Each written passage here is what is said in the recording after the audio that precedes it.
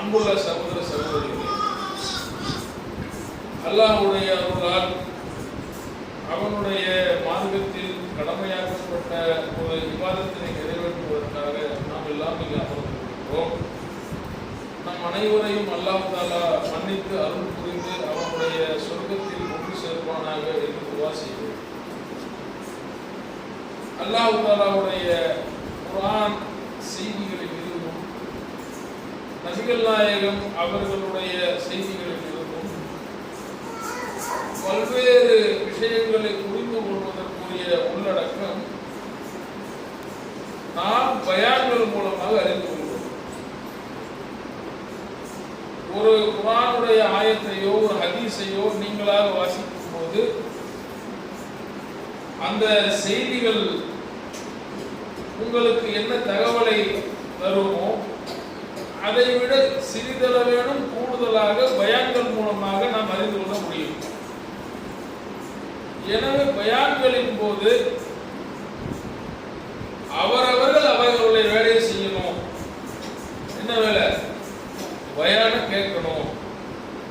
பயான் கேட்காத யாரையும் சுட்டிக்காட்டி பயானை கேள் என்று சொல்வது கூட ஒரு விதத்தில் நாம் நம்முடைய கவனத்தை திசை திருப்பியவர்களாக ஆகிவிடுவோம் என்கின்ற செய்தியை நல்ல மனசில் வச்சுக்கிட்டு தான் எந்த பயான் நிகழ்ச்சியிலும் நாம் கவனம் செலுத்த வேண்டும். குறிப்பாக விவாதத்தாக ஆக்கப்பட்ட இந்த ஜும்மாவை பொறுத்த வரைக்கும் ரொம்ப வலியுறுத்தி சொல்லப்பட்ட ஒரு செய்தி என்ன அப்படின்னு சொன்னா, இந்த நாளில் கீழே இருக்கும் கல்லை உருட்டி கொண்டிருப்பது கூட அது ஜும்மாவை வீணடித்த குற்றத்திற்கு ஆளாக்க நேரிடும். இன்றைக்கு நாம் ஜும்மாவுடைய தினத்திலே பனு இஸ்ராயில் சூராவுடைய ஒரு வசனத்தில் இருந்து அல்லாஹ் சொல்லக்கூடிய நுணுக்கமான ஒரு செய்தியை புரிந்து கொள்வதற்கான முயற்சி மேற்கொள்வது. பொதுவாக சூறாக்களுடைய பெயர்களில் அந்த சூறாவிற்கு சொல்லப்பட்ட செய்திகளின் உள்ளடக்கம் ஏதாவது ஒளிந்திருக்கும். சூரத்துல் பக்ரா அப்படின்னு சொன்னா அந்த மாடு, அந்த பக்ரா சூறாவுக்குள்ள நீங்க படித்து பார்க்கும் போது ஏதோ ஒரு இடத்துல மாடு தொடர்பான ஒரு சம்பவம் வரும். என்னன்னா குர்ஆனுக்குள்ள மாடு அப்படின்னு ஒரு தலைப்பு இருக்குது அப்படின்னு நம்ம ஷாக் ஆயிடக்கூடாது. ஏன்னா அந்த தலைப்பு பொறுத்த வரைக்கும் காரணம் கருதி வைக்கப்பட்டிருக்கிறது.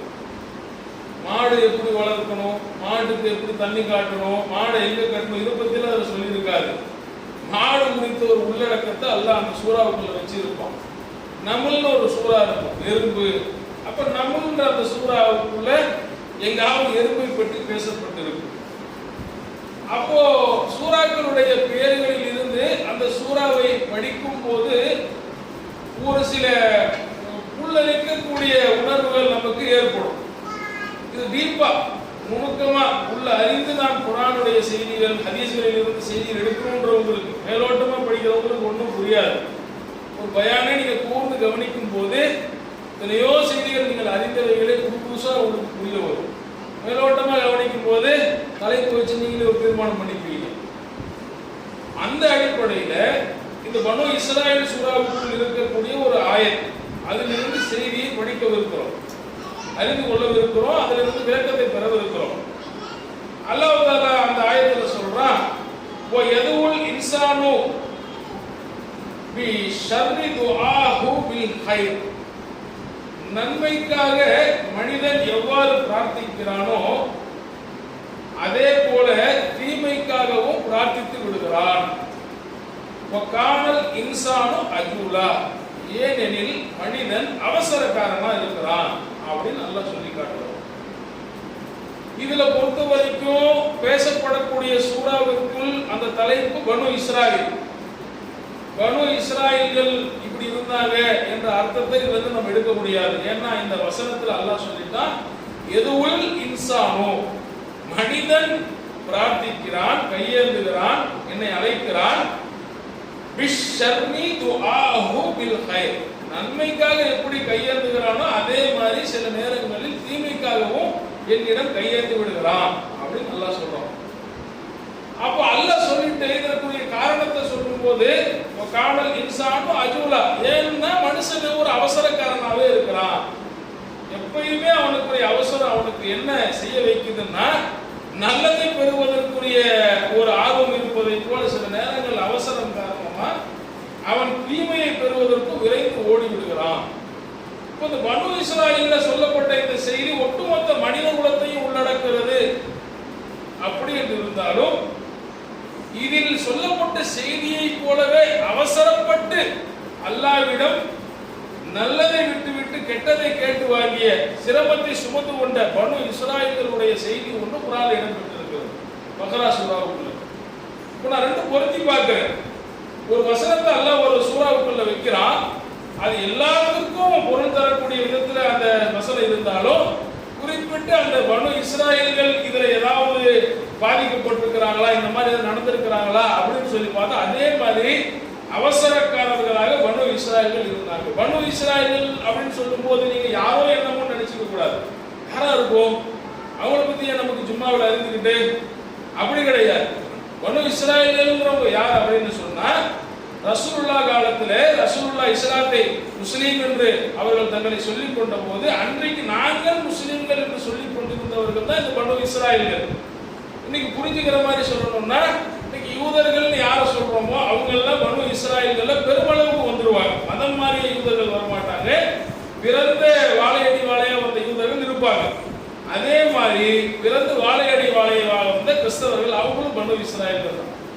அப்போ இந்த பனு இஸ்ராயேல்கள் அப்படின்றவங்க அவங்க வாழ்க்கையில ரொம்ப அவசரக்காரர்களாக, பேச்சில் அவசரக்காரர்களாக, சிந்தனையில் அவசரக்காரர்களாக, அவர்கள் ரொம்பவும் அவர்கள் குர்ஆன்ல படம் பிடிச்சு காட்டப்பட்ட அவர்களுடைய அடையாளங்கள் ஒவ்வொன்றையும் பிரிச்சு வச்சு பார்த்தோம் அப்படின்னு சொன்னா அது ரொம்ப ஒரு டேஞ்சரான ஒரு ஆட்கள் அவங்க அப்படின்றது புரிந்து கொள்ள முடியுது. அவங்க எவ்வளவு டேஞ்சர்ன்றது இன்னைக்கு நமக்கு புரியுது. உலகமே கண்கூடா பார்க்குது. என்ன அப்பாவி குழந்தைகள் மீது, பெண்கள் மீது, மருத்துவமனைகள் மீது, நோயாளிகளாக பாதிக்கப்பட்டிருக்கக்கூடிய மக்கள் மருத்துவமனையில் அட்மிட் ஆகி சிகிச்சை செய்யப்பட்டிருக்கணும் அந்த மருத்துவமனை மீது கூட குண்டு போட தயங்காத அளவுக்கு கொடூரக்காரர்களாக இன்றைக்கு இஸ்ராயேல்கள் இருக்கிறாங்களா இல்லையா? அந்த இஸ்ராயேல்கள் தான் இங்க குர்ஆன்ல சொல்லப்பட்டிருக்கக்கூடிய பனு இஸ்ராயேல்கள். அவ்வளவு மோசமானவங்க.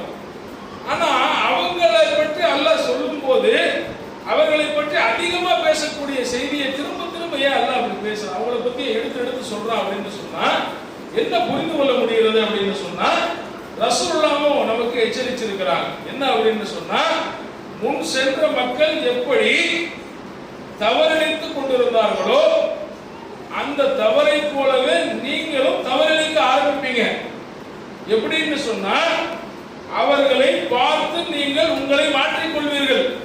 எப்படி மாற்றிக்கொள்வீங்கன்னா ஜானுக்கு ஜான் முலத்திற்கு முலம் அவர்களுடைய எல்லா அம்சங்களும் உங்களுக்குள்ளேயும் ஊடுருவி போயிடும் அப்படின்னு ரசூலுல்லாஹ் எச்சரிக்கிறாங்க. அவங்கள மாதிரி ஆயிடாதீங்க என்பது ரசூலுல்லாஹ்விற்கு ரொம்பவும் பிடித்தமான ஒரு அறிவுரையா இருந்துச்சு.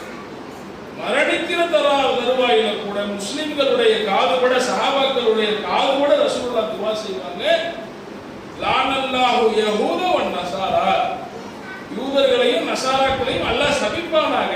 அப்படின்னா பனு இஸ்ராயேல்கள் என்று சொல்லிக் கொண்ட மக்களில் யார் கடைசி வரை யூதனாக இருக்கிறானோ, யார் கடைசி வரை நஸராவாக இருக்கிறானோ அவனை அல்லாஹ் சபிப்பானாக. முஸ்லிம்களுடைய காதுபட. ஏன் அப்படின்னு சொன்னா அல்லாஹ்வை பற்றிய அதிகமான ஒரு உரிமை அவங்க எடுத்துக்கொண்டு ஒரு சாரார் அல்லாஹ்வுடைய மகனாக ஈசாவை சொன்னாங்க, ஒரு சாரார் அல்லாஹ்வுடைய மகனாக உசைரை சொல்றாங்க. இன்னொரு படி மேல போய் நரகத்துல ஒரு மேல அல்லாஹ் எங்களை போடணும்னு நினைச்சா கூட கொஞ்ச நாள் போட்டுட்டு அவன் மறுபடியும் சொர்க்கத்துக்கு அனுப்பிச்சிருவான் என்று அல்லாஹ்வை பற்றிய அபிப்பிராயங்களை ரொம்ப வெளிப்படையாக எந்த ஆதாரமும் இல்லாமல் தைரியமாக அல்லாஹ்வை தங்களுடைய வலைக்குள் கொண்டு வந்து நிறுத்தி பேசக்கூடிய மக்களாக அவங்க இருந்தாங்க, சிந்திச்சவங்க அவங்க இருந்தாங்க. நம்மளே அப்படி ஆகிடக்கூடாது என்று அல்லாஹ்வுடைய தூதர் அவர்கள் கண்டிச்சிருக்கிறாங்க. அந்த அடிப்படையில நன்மைக்காக மனிதன் பிரார்த்திப்பது போல தீமைக்காகவும் பிரார்த்திக்கிறான் அப்படின்னு அல்லாஹ் சொல்றானே. இது என்ன? எனக்கே எதிராக நான் எப்படி பிரார்த்தனை செய்து கொள்வேன்? நான் அல்லாஹ் கிட்ட எனக்கு ஒரு நன்மையை கேட்கிறேன், அது எனக்கே தீமையா இருக்கிற மாதிரி எப்படி ஆயிடும்? இது ரொம்ப வித்தியாசமா விசித்திரமா இருக்குது. அப்படி ஒரு சந்தேகம் படிக்கும் போது ஏற்படும். ஆனால் அதற்குரிய விளக்கத்தை பனு இஸ்ராயேலுடைய சூரா பனு இஸ்ராயேல் அதுல சொல்லப்பட்ட செய்தியை பிறப்பின் அடிப்படையில் பனு இஸ்ராயேல்களாக இருந்தவங்கள்ட்ட அந்த வரலாறு வந்து புரிய வைக்க முடியும். இப்போ அவங்க ஃபிரௌன் கிட்ட இருந்து தப்பிச்சு மூசா அலைஹிஸ்ஸலாம் மூலமாக கடல் கடந்து காப்பாற்றப்பட்டு அவங்க பாட்டுக்கு அவங்க வாழ்க்கையை நடமாடிக்கொண்டு கழிக்கக்கூடிய சூழல் உருவாகுகிறது. எகிப்துல ஃபிரௌன் அவர்களை அடிமையாக்கி வச்சிருந்தான். அந்த அடிமைத்தனத்தில் இருந்து மூசா அவர்கள் அல்லாஹ்வுடைய உதவியின் மூலமாக அவர்களை காப்பாற்றுகிறார்கள். காப்பாற்றி விட்டு அவங்க என்ன செய்யறாங்க, அப்படியே நடமாடி கூப்பிட்டு போகிறாங்க. ஏன்னா ஒரு நாட்டிலிருந்து வெளியேறியவர்கள் இன்னொரு நாட்டில் குடிபெயரணும்னா அந்த நாட்டுக்கு அவர்களுக்கு அனுமதிப்பதற்குரிய சூழல் உருவாகும். ஆனா அந்த மாதிரி சூழல் உருவாகாத காரணத்தினால பொதுவாக பூமியில அவங்க நடமாடி போயிட்டே இருக்கிறாங்க. அப்படி போயிட்டே இருக்கும்போது அவங்களுக்கு உணவு வேணும். அந்த உணவுக்குரிய வழியை அல்லாஹ் பொறுப்பேற்றுக் கொள்கிறான். எப்படி பொறுப்பேற்றுக் கொண்டா, குர்ஆன்ல அல்லாஹ் சொல்றான், அவர்களுக்கு மன்னு சலவாவை நாம் இறக்கினோம் அப்படின்னு சொல்றான். பனு இஸ்ராயேல்களுடைய உணவாக அல்லாஹ் பொறுப்பேற்றுக் கொண்டு மன்னு சலவா இரண்டு பேர் அல்லாஹ் சொல்றான். இது என்ன அப்படின்னு விலாவரியா சொல்றோம்னா அது ஒரு டிஸ்கஷனா போயிடும். ஆனா அல்லாஹ்வே பொறுப்பேற்றுக் கொண்ட அந்த உணவா இருக்கிறதுனால அது எப்படிப்பட்ட உணவா இருக்கும், ஜீரணிப்பதற்கு எளிமையா இருக்கும், மனிதனுக்கு தேவைப்படக்கூடிய எல்லா விதமான ஊட்டச்சத்தும் அதுல இருக்கும், வேணுங்கும் போது கிடைக்கக்கூடிய விதத்துல இருக்கும். கிருஷ்ணகிரியிலிருந்து காவிரி போட்டு நகர்ந்து போறாங்க அப்படின்னா உதாரணத்துக்கு அங்கே அவங்களுக்கு மண்ணு செலவா கிடைச்சிடும். அங்கே இருந்து அப்படி தருமபுரி பக்கம் போறாங்க, அங்கே கிடைச்சிடும். உதாரணத்துக்கு சொல்றேன். அந்த மாதிரி அவங்க எகிப்து மிஸ்ர்ல இருந்து கிளம்பி அவங்க எந்த பக்கம்லாம் போனாங்களோ அந்த பக்கம்லாம் அவங்களுக்கு அவங்க நாடோடிகளா இருந்தனால அல்லாஹ் வானத்துல இருந்து உணவை இறக்கி கண்ணியப்படுத்தி கௌரவப்படுத்தி சாப்பிட வச்சு அவங்கள சந்தோஷமா வச்சுக்கிட்டு இருந்தான். இப்போ மனிதன் அவசரத்தில் இருக்கக்கூடியவன் கெட்டதுக்கு பிரார்த்திக்கிறான் அப்படின்றது பாயிண்ட்டுக்குள்ள வரும். இப்போ மண்ணு செலவாக அல்லாஹ் கொடுத்துக்கிட்டு இருக்கும்போது இவங்களுடைய மனசுல இவர்கள் சாப்பிடக்கூடிய இந்த உணவு ஒரே டைப்ல இருக்கு. மண்ணு செலவான்னா காலையிலையும் மண்ணு செலவா, மத்தியானம் லஞ்சுக்கும் அதுதான், ராத்திரி டின்னருக்கும் அதுதான், மறுபடியும் தூங்கி எழுந்தா மறுபடியும் டிஃபன் அதுதான், லஞ்ச் அதுதான். மண்ணு செலவா தண்ணி, மண்ணு செலவா தண்ணி. இது அல்லாஹ்விடமிருந்து வருகிறது என்பதை மறந்துட்டாங்க. அவங்க என்ன நினைக்கிறாங்கன்னா, இப்போ காலையிலையும் மண்ணு செலவா, மத்தியானமும் மண்ணு செலவா. நம்ம வீட்டில் பிரியாணி செஞ்சாங்கன்னா அன்னைக்கு ராத்திரிக்கு பிரியாணி கொஞ்சம் வைப்பாங்க, அடுத்த நாள் கொஞ்சம் வைப்பாங்க, அடுத்த நாள் லஞ்சுக்கு பிரியாணி வச்சா ரசம் சோறு இல்லையா அப்படின்னு நாமளே மாறிடுவோம்.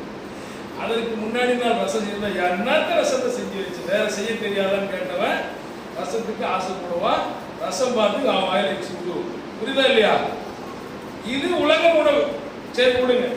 மண்ணு செலவு அந்த மாதிரி உலக உணவா இல்ல, அல்லாஹ் பொறுப்பேற்றுக் கொண்டு வந்த உணவு. இந்த மண்ணு செலவால் சாப்பிடுறவங்களுக்கு அவங்க முடியாம என்ன செய்யறாங்கன்னா, வயசு குல்தும் யா மூசா, அனைவரும் மூசா அவங்கள்ட்ட போய் மூசாவே லன் நஸ்பிர அலா தஆமின் வாஹிதா, ஒரே விதமான உணவு சகித்துக் கொள்ள முடியல, சபர் செய்து கொள்ள முடியல. அந்த வார்த்தைகள் அல்லாஹ் படம் எடுத்து காட்டக்கூடிய வார்த்தைகள். இது நாம கற்பனையா சொல்லல. அல்லாஹ் இஸ்ரவேலர்கள் என்ன மூசா கிட்ட சொன்னாங்க அப்படின்றத சொல்றான். யா மூசா, மூசாவே லன் நஸ்பிர அலா தஆமின் வாஹித், ஒரே விதமான உணவு எங்களுக்கு சலிப்படைய செய்து சகித்துக் கொள்ள முடியல அப்படின்னு சொல்லிட்டு எனவே உமது இறைவனை பிரார்த்திப்பீராக. யுக்ரிஜ் லனா மிம்மா தும்பித்துல் அர்து, பூமியிலிருந்து விளைந்து வரக்கூடிய உணவு வேண்டும் என்று உமது இறைவனிடம் பிரார்த்தனை செய்வீராக அப்படின்னு சொன்னதா. அடுத்து என்ன அந்த பூமியினுடைய உணவு? மின் பஹ்லிஹா வஹிஸாஹிஹா வஃமாஹிஹா ஃபஅதஸிஹா ஃபபஸலிஹா, வெள்ளரி, பூண்டு, கீரை, இந்த மாதிரி ஒரு மசாலா ஐட்டங்கள் நிறைந்த உணவு வேணும். அது பூமி விளைவிக்கக்கூடியதா இருக்கா இல்லையா, அது வேணும் அப்படின்ட்டு உங்கள் இறைவனிடம் உமது இறைவனிடம் கேட்பீராக அப்படின்னு சொன்னதை அல்லாஹ் சொல்லியிருக்காரு. நான் சொல்ல வரது உங்களுக்கு புரிஞ்சிட்டு இருக்கும். என்ன தீமைக்காக மனிதன் தனக்கு எதிராக ஒரு தீமை வேண்டும் என்று அவனே எப்படி அவனுக்கு எதிராக பிரார்த்திச்சுக்குவான்? நானே எப்படி எனக்கு எல்லாம் பார்த்து அமைத்துக் கொள்வேன்? எனக்கு நல்லது வேணும்னு தான் அல்லாட்ட கையேந்துறேன். அது எப்படி எனக்கு கெட்டதை கேட்டுருவேன் அப்படின்னா அது கேட்டாங்க பாருங்க, கெட்டது. இது எப்படி கெட்டது? நம்ம சாப்பிட்ற இஞ்சி பூண்டெல்லாம் கெட்டதான்னு கேட்காதீங்க. இந்த இஞ்சி பூண்டெல்லாம் நமக்கு பிறப்பிலிருந்து நாம் உருவாக்கி கொண்டது, பூமியில் விவசாயம் செய்து நாம் சாப்பிட்டு கொண்டது. இது நமக்கு கெட்டது கிடையாது. இது ஹலாலானது, அழகானது, உழைத்து சாப்பிடுவதை அல்லாஹ் அனுமதித்து இருக்கிறார், ரசூலுல்லாஹ் ஊக்கப்படுத்தி இருக்கிறாங்க. ஆனா இவங்க விஷயத்துல இது கெட்டது அப்படின்னு நான் சொல்லல. அவங்க யாருக்கிட்ட போய் கேட்டாங்களோ அந்த மூசா அவங்களே சொன்னாங்க. என்ன அப்படின்னு சொன்னா, சிறந்ததற்கு பகரமாக தாழ்ந்ததை கேட்கிறீங்களா? ஒரு உயர்ந்த தர உணவை விட்டு மட்டமான உணவை கேட்கிறீங்களா அப்படின்னு மூசா அவங்க கேட்டதா சொல்லிக்கிறாங்க. அப்போ இதுல என்னெல்லாம் தப்பு இருந்து மூசா அவங்க இப்படி சொன்னாங்க அப்படின்றத நீங்க புரிஞ்சுக்கணும். முதல்ல அவங்க ஒரே விதமான உணவை சகிக்க முடியல. சகிக்க முடியாதவங்க போய் தங்களை காப்பாற்றிய மூசா அவங்கள்ட்ட போய் எங்களுக்கு அல்லாஹ்கிட்ட இருந்து வேணும்னு கேட்க ஆசைப்பட்டவங்க எப்படி கேட்டுக்கணும்? நம்ம அல்லாஹ்கிட்ட கேளுங்க, இந்த மாதிரி ஒரே விதமான ஒரு செழிப்பா இருக்குது, இந்த உணவுலேயே கொஞ்சம் மாடிஃபை பண்ணி புதிதாக ஏதாவது சுவையை ஊட்டி கிடைக்கிற மாதிரி செய்யுங்க, எப்படி கேட்டுக்கணும்? நம்ம அல்லாஹ் கிட்ட கேளுங்க, இந்த உணவு நமக்கு ஒரு மாதிரியா சலுப்பா இருக்கு, இதுல கொஞ்சம் வித்தியாசமா ஏதாவது அல்லாஹ் கிட்ட இருந்து வாங்கி கொடுங்க அப்படின்னு நம்ம கேட்டுக்கணும். ஆனா எப்படி கேட்டாங்க? உங்க இறைவன் நீங்க கேளுங்க. என்னன்னு கேட்கணுமா? பூமி விளைவிக்கின்ற கீரை, வெள்ளரி, பூண்டு, அப்ப பூமி விளைவிக்கின்றது உங்களுக்கு வேணும்னு சொன்னா வானத்திலிருந்து சர்வீஸ் செய்ய நான் தேவையில்லை உங்களுக்கு, வானத்திலிருந்து அருள் புரிய நான் தேவையில்லை உங்களுக்கு. உங்க கவனம் எல்லாம் கீழே இருக்கு. அதனாலதான் மூசா கேட்டாங்க. மூசா சொன்னாங்க, சிறந்ததற்கு பகரமா தாழ்ந்ததை கேட்கிறீங்களா அப்படின்னா ரசூலுல்லாஹ் சொல்றாங்க இல்லையா, மேலுள்ள கை கீழுள்ள கையை விட சிறந்தது. எப்பவுமே மேலே நீங்க ஒண்ணு கொடுக்குறீங்கன்னா அதை வாங்குறவங்க உங்களை விட கொஞ்சம் தரம் குறைஞ்சவன் தான். உங்க மகனாவே இருக்கட்டுமே, மகனுக்கு நீங்க கொடுக்குறீங்கன்னா அதனுடைய பொருள் என்ன? நீங்க ஒரு படி மேல, அவங்க ஒரு படி கீழே. அப்ப மேல உள்ள ரப்பு அவனுடைய அருளில் இருந்து வழங்கிய மண்ணு செலவாவை நீங்கள் கீழே இருந்து வாங்கிட்டு இருக்கிறீங்க. அப்ப உங்களுக்கு கீழே இருந்து வரக்கூடிய பூமியில இருந்து வரக்கூடியது வேணும்னு சொன்னா அதுக்கு நான் இருக்குடா. அப்ப நான் என்ன செய்யணும்? என்னுடைய இந்த அருளை நிறுத்திட்டு நீங்க ஏதாவது நகரத்துல தங்கி நீங்க ஆசைப்பட்ட மாதிரி பூமியில இருந்து விவசாயம் பண்ணி சாப்பிட்டுக்கோங்க என்று மூசா அவர்கள் மூலமா நல்ல பதில். நமக்கு எதிரான பிரார்த்தனை எப்படி அமைஞ்சிருக்கு பாருங்க. இதுல எதுவுமே தப்பா உங்களுக்கு தெரியாது. சாதாரணமா இந்த செய்தியை படிச்சீங்கன்னா எந்த தப்பும் உங்களுக்கு தெரியாது. இது வழி சொல்றாங்க, ஒரே போரா இருக்குதுங்க, இன்னைக்கு கிருஷ்ணகிரியில் வேணாம், கார் எடுங்க, பெங்களூர்ல போய் ஏதாவது நல்லா நம்ம ஒரு நல்ல உணவை சாப்பிட்டு வரலாம், ஒன்றும் பெரிய வித்தியாசம் இல்லை. ஆனால் அந்த உணவு அல்லாஹ்விடமிருந்து வந்த உணவை நிறுத்திட்டு இன்னைக்கு அல்லாஹ்ட்ட வேணாம்னு சொல்லிட்டு லஞ்சு நம்ம கிருஷ்ணகிரியில் போய் பெங்களூர்ல போய் மந்தி சாப்பிட்டு வந்தெல்லாம் சொன்னா எவ்வளவு பெரிய தப்பா போயிடும். இது இப்படி புரிஞ்சு பாருங்க. நீங்க நமக்கு எதிராக நம்ம பிரார்த்திப்பது நமக்கு புரிய வரும். நட்சத்திரம் நமக்கு எதிராகவே நம்ம வாழ்க்கையில நம்ம பிரார்த்தனை செஞ்சுக்கிட்டு தான் இருப்போம். சில நேரங்கள் அது இன்னும் கூடுதலா விவரிக்கிறேன் இன்ஷா அல்லாஹ். ஒரு அடிப்படையை புரிஞ்சுக்கணும். அல்லாஹ்வுடைய வார்த்தை எதுவுமே வீணாகி விடாது. அப்போ அவன் நல்லதுக்கு கேட்பது போல கெட்டதுக்கும் கேட்கதான் செய்யறான் அவன். ஏன்னா அவனுடைய புத்தியில அவசரம் என்ற ஒன்று ஆக்கிரமிச்சிருக்கிறது. இந்த அவசரத்தின் காரணம் என்ன செய்வான்னா தப்பு தப்பா முடிவெடுப்பான். அந்த முடிவு அவனோட போய் சேர்றதா தொலைகிறதா பரவாயில்ல, அது அவனோட சேர்த்து சுத்தி உள்ளவங்கள சில சமயத்துல பாதிச்சிடும். அப்ப இவங்க சிலர் போய் மூசா அவங்கள்ட்ட கேட்டாங்களா இல்லையா? கேட்டதுனால என்னாச்சு? மண்ணு ஸ்டாப், சல்வா ஸ்டாப். இவங்களை கொண்டு போய் ஒரு ஊர்ல போய் இந்த ஊர்ல போய் குடியிருங்க, அந்த ஊர்ல போய் குடியிருந்து அங்க உள்ள நிலத்துல நீங்க விவசாயம் பண்ணி சாப்பிட்டுக்கோங்க அப்படின்னு நல்லா தீர்ப்பு மாத்திரமா உழைக்காமல் கிடைத்துக் கொண்டிருந்த ஒரு உன்னதமான உணவு உழைத்து சாப்பிடக்கூடிய கீழான உணவாக அது மாறிவிடுகிறது என்ற அடிப்படையில் பார்க்கும்போது நம்மளும் நம்ம துவாக்களை ரொம்ப கவனமாக இருக்கும். சரி, இன்னும் கூடுதலா இந்த விஷயத்தை புரிந்து கொள்வதற்காக என்ன செய்தியை உங்களுக்கு நான் முன் வைக்கிறேன் அப்படின்னு சொன்னா, நமக்கு எதிராகவே நம்ம துவாக்கள் எப்போது ஆகிடும் அப்படின்னா, பகரா சூராவில் ஒரு ஆயத்துல மின்ஹும் மையகூலு, மனிதர்களில் இருந்து இருக்கிறார்கள், அவர்கள் கூறுகிறார்கள், ரப்பனா எங்கள் இறைவா, ஆத்தினா ஃபித் துன்யா ஹஸனத்தன் வ ஃபில் ரப்பனா ஆத்தினா ஃபித் துன்யா வ மா லஹும் ஃபில் ஆகிரா, இறைவா இந்த உலகில் எங்களுக்கு நன்மையை வழங்குவாயாக என்று நம்மிடத்திலே பிரார்த்தனை செய்பவனும் மனிதனில் இருக்கிறார். இப்படி அல்லாஹ் கிட்ட கையேந்திரவனை அல்ல அடையாளப்படுத்திட்டு அவனுக்கு வமாலஹும் ஃபில் ஆகிரா, அவனுக்கு ஆகிரத்துல எதுவுமே இல்லை அப்படின்னு அல்லாஹ் சொல்றானாக்க, இதுவும் நமக்கு எதிராகவே நாம் வேண்டிக் கொள்ளக்கூடிய பிரார்த்தனைகள். எப்படி நீங்க அல்லாஹ்ட்ட கேட்கிறீங்க, நம்ம அல்லாஹ்ட்ட கேட்கிறோம், இறைவா கார் எனக்கு ஒன்று வேணும், ஒரு வீடு ஒன்று வேணும், எனக்கு சில வசதிகள் வேணும், என்னுடைய வியாபாரத்தில் வளம் வேணும், என்னென்னமோ நீங்க கேட்குறீங்க. நான் கேட்குறேன்.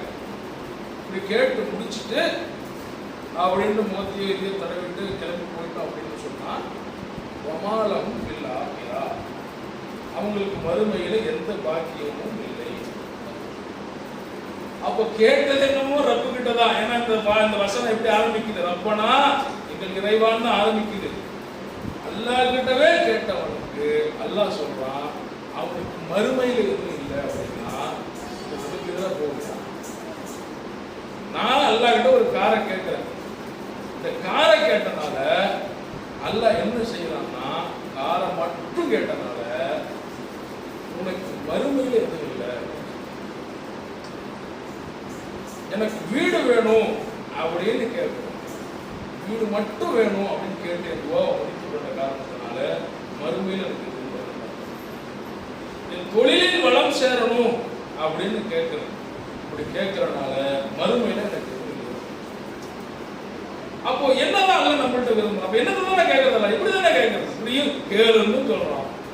எனக்கு வீடு வேணும், வாசல் வேணும், சொத்து வேணும், சொல்ல வேணும்னு கேட்டா மறுமையில ஒன்றும் இல்லை. அப்படி என்னதான் செய்யறது அப்படின்னா, அதுக்கு அடுத்தது சொல்றான், மின்ஹும் மையகூலு, இன்னும் மனிதர்களில் இருக்கிறார்கள், ரப்பனா ஆத்தினா ஃபித் துன்யா ஹஸனத்தன் வ ஃபில் ஆகிரத்தி ஹஸனத்தன் வ கினா அஸாபன்னார், எங்கள் இறைவா இந்த உலகிலும் எங்களுக்கு நன்மையை தா, மறுமையிலும் நன்மையை தா, இன்னும் எங்களை நரக நெருப்பிலிருந்து காப்பாற்று என்று இவ்வளவு விலாவரியாக அல்லாஹ்ட்ட கேட்பவன், அவர்களுக்கு உலாயிக்கல்லாஹும் நஸீபும் மிம்மா கஸபு, அவர்கள் என்ன இந்த உலகத்தில் பாடுபட்டார்களோ அதற்குரிய நசீபு, அவர்களுக்கு அதற்குரிய பங்கு ஆகிரத்தில் உள்ளது.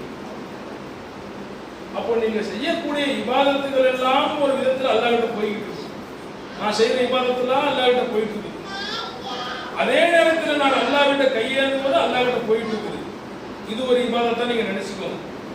அப்ப அல்லாஹ் கிட்ட நான் சிலவற்றை செய்துவிட்டு எனக்காக கேட்கும் போது இந்த உலகத்தை மட்டும் மையப்படுத்தி கேட்கிறேன்னா அதற்கு என்ன பொருள் அப்படின்னா, நான் இந்த தொழுது முடிச்சுட்டு துவா செஞ்சு காசு கேட்டல, இந்த காதுக்காக தான் இந்த தொழுகை அப்படின்றது ரகசியமாக அதற்குள் ஒளிந்து இருக்கிறது. பையன் உங்கள்கிட்ட கேட்கறான், அப்பா சொல்லுங்க நல்லா இருக்கீங்களா, நல்லா இருக்கீங்க, ஏன் லேட்டு, எனக்கு 5000 ரூபாய் கொடுங்க வாங்கிட்டு அவன் திரும்பும் போது நீங்க நோக்கு இருந்துறீங்க. அதற்கு முன்னாடி எல்லாம் விசாரித்தவன் பணம் வாங்கிய பிறகு நீங்க இருமுறீங்க. என்ன இருமுறீங்க, மருந்து வேணுமா கேட்கணுமா இல்லையா, கேட்டா அவன் போறான்னா இதற்கு முன்னாடி அவன் விசாரித்த நலன் இந்த 5000க்கானது தான், அடுத்த இருமுலுக்கானது இல்லை. அந்த அன்பு அதுல அப்ப என்ன புரியுது, அப்ப அல்லாஹ் என்ன செய்யறான்னா, வமாலஹும் ஃபில் ஆகிரத்துல எந்த பாக்கியமும் இல்லாமல் நம்முடைய அமல்கள் போய்டும். எப்போ அப்படின்னா, நான் அல்லாஹ்விடத்தில் பிரார்த்தனை செய்யும் போது உலகத்தை மட்டும் டார்கெட் பண்ணி அது இருக்குன்னா, இந்த இபாதத்தை அந்த துவாவோடு அல்லாஹ் மேட்ச் பண்ணி இதோடு தொலைஞ்சு போயிடு அப்படின்னு சொல்லி ஒரு இபாதத்துக்கு பிறகு உங்க துவாவில் காலம் இருக்கு, ஆகிரத்தினுடைய ஜன்னத்தினுடைய மகிழ்ச்சியும் நீங்க துவா சேர்த்துறீங்க, நரகத்திலிருந்து பாதுகாப்பும் தேடுறீங்க அப்படின்னு சொன்னா இந்த இபாதத்தோட துவாவை அங்கீகரித்து எல்லாத்தையும் அல்லாஹ் தஆலா உலாயிக லஹும் மிம்மா எல்லாத்தையும் அல்லாஹ் துவாக்கள் என்பது நமக்கு எதிராகவே போய்விடக்கூடிய சூழல் இருக்கிறது என்பதற்குரிய விளக்கத்துக்காக தான் இந்த ஆயத்துக்களுக்குள்ள உங்களுக்கு செய்தியை சொன்னேன். கவனமா இருக்கும். அல்லாஹ்ட்ட துவா செய்யும் போது எந்த துவாவை நீங்க கேட்டாலும் சரி, ஒரு அவசர கதியில ஒரு துவா கேட்குறீங்க, இது வேணும் அப்படின்னு கேட்கும் போது ஆரம்பத்தில் அல்லாஹ்வை பாராட்டிடுங்க, ஒரு இஸ்திக்ஃபாரை தேடிக்கோங்க, உங்க தேவையை கேட்டுக்கொள்ளுங்க, முடிக்கும் போது அல்லாஹ்விடம் ஆகிரத்துக்குரிய நியாமத்துகளை வேண்டிக்கோங்க. ஓரளவுக்கு எல்லாத்தையும் நம்ம முழுமைப்படுத்திக் கொள்ளலாம், ஆகிரத்தும் பலன் பெற்றுக் கொள்ளலாம். அந்த துவா நமக்கு எதிராக போகாது. இந்த கவனத்தோடு துவா செய்யக்கூடிய நண்பர்களாக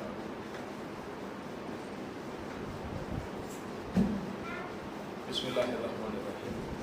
இன்னல் ஹம்தலில்லாஹ் அல்லாஹும்ம ஸல்லி அலா முஹம்மத் வ அலா ஆலி முஹம்மத் கமா ஸல்லைத அலா இப்ராஹீம் வ அலா ஆலி இப்ராஹீம் இன்னக ஹமீதும் மஜீத்.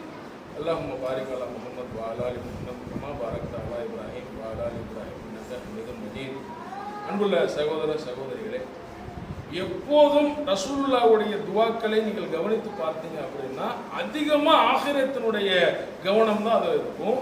அதற்கு உதாரணமாக ஒரு துவா சொல்றேன். விழித்து எழுந்ததும் ஒரு துவா, அல்லாஹும்ம பிக்க அஸ்பஹனா வ பிக்க அம்சைனா வ பிக்க நஹ்யா வ பிக்க நமூது வ இலைக்கன் நுஷூர்.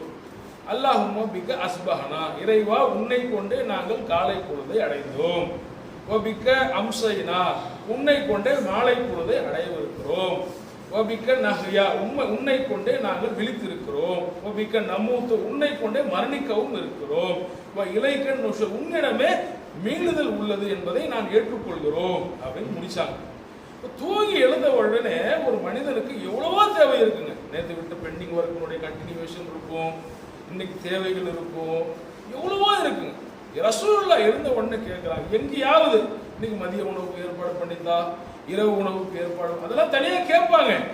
ஆனால் பெரும்பாலும் அவங்களுடைய துவாவை கவனிச்சு பார்த்தீங்கன்னா அல்லாஹ்விடமிருந்து கிடைக்கக்கூடிய மறைமுகமான அருள் அதுதான் அதிகமாக இருக்கும். அல்லாஹ்விடத்தில் தன்னுடைய பணிவையும் தன்னுடைய அடிமைத்தனத்தையும் வெளிப்படுத்தக்கூடியதாக தான் இருக்கும்.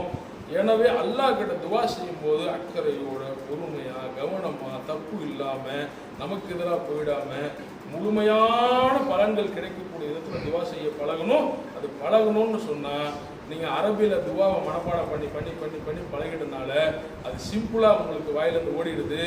இது சுன்னத். அதோட சேர்த்து நம்ம தேவைகளை நிறைவேற்றி வேணும்னு சொல்லி, ஆகிரத்துக்குரிய தேவைகள் நிறைவேறணும்னு சொல்லி மன்றாடணும்னா நம்முடைய தாய்மொழியிலேயே துவா கேட்கலாம். எந்த தப்பும் கிடையாது. ஏன்னா குர்ஆன்ல அல்லாஹ் இதற்கு முந்தி வாழ்ந்த மக்களுடைய துவாக்களை எடுத்து சொல்றான். அவங்க யாருக்கும் அரபி தாய்மொழி கிடையாது. அவங்கவுங்க பாஷையில் அவங்களுடைய மனசுல இருந்து கேட்ட துவா தான். அதை அல்லாஹ் அங்கீகரித்த காரணத்தினால நீங்களும் நானும் தமிழ்ல, ஹிந்தியில, உருதுல, தெலுங்குல, மலையாளத்துல எதுல நமக்கு அல்லாஹ்ட்ட கேட்க முடியுமோ, எதில் மனமுறையை கேட்க முடியுமோ அதை அப்படி அந்த மொழியில கேட்டு பெற்றுக்கொள்ளணும். இபாதத்தை தாண்டி உள்ள மற்ற நேரங்களில் நம்முடைய மனசிலிருந்து நமக்கு தெரிந்த மொழியில துவா கேட்பது அழகான ஒரு நடைமுறை. அதையும் நம்ம வாழ்க்கையில கடைபிடிக்கணும். அஸ்ஸலாமு அலைக்கும்.